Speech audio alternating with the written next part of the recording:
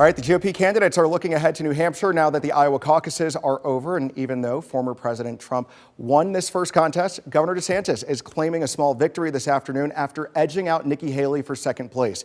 Here's a look at the results from last night. Donald Trump won more than 51% of the vote. It was 30 points higher than DeSantis, who finished second, followed by Haley. Vivek Ramaswamy finished fourth and dropped out of the race last night. And former Arkansas Governor Asa Hutchinson just announced that he's suspending his campaign. West 2 News political reporter Greg Fox is live in Des Moines. And Greg, Governor DeSantis pulled off a bit of a surprise finish last night.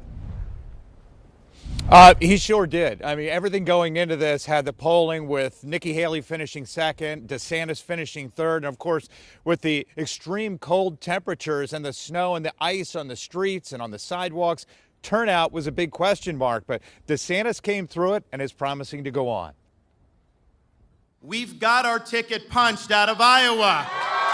Florida Governor Ron DeSantis called the polling predictions wrong and claimed a second-place finish in Iowa, fueled by what he claimed as a surge of young voters who saw the future of the Republican Party. We have our marching orders.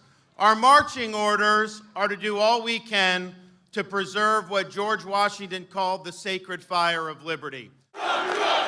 But finishing a solid 30 points in front of DeSantis was former President Donald Trump, who said his Iowa victory validated his campaign and Republican Party support while recognizing his challengers. I want to congratulate Ron and Nikki for having a good time together. We're all having a good time together. And I think they both actually did very well. The Republican Party has made it clear, and I think is going to continue to make it clear, that President Trump is the leader of the party and that we want to get back to his policies. Nikki Haley, the former South Carolina governor and ambassador, appeared at a Des Moines caucus, but may have felt upstaged by Donald Trump Jr., who commanded a swarm of media attention. Following a sound defeat, entrepreneur Vivek Ramaswamy dropped out of the race and endorsed Trump. Let's bring out the First Lady. DeSantis may have considered his Iowa finish a bump in momentum, though caucus goers told us they believe it's not his time. I think your governor's a good governor. He's really accomplished a lot of stuff. It's not all the stuff that I necessarily would love, given where I come from, but for his state, he's doing what people want, apparently.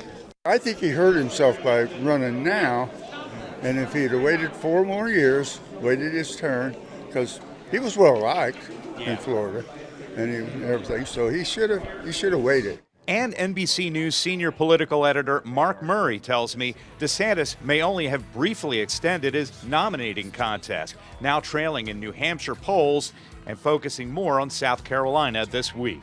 Normally campaigns that are living day to day, contest to contest, usually aren't built for the long run. But again, we have to see what the results are. There have always been surprises in American politics.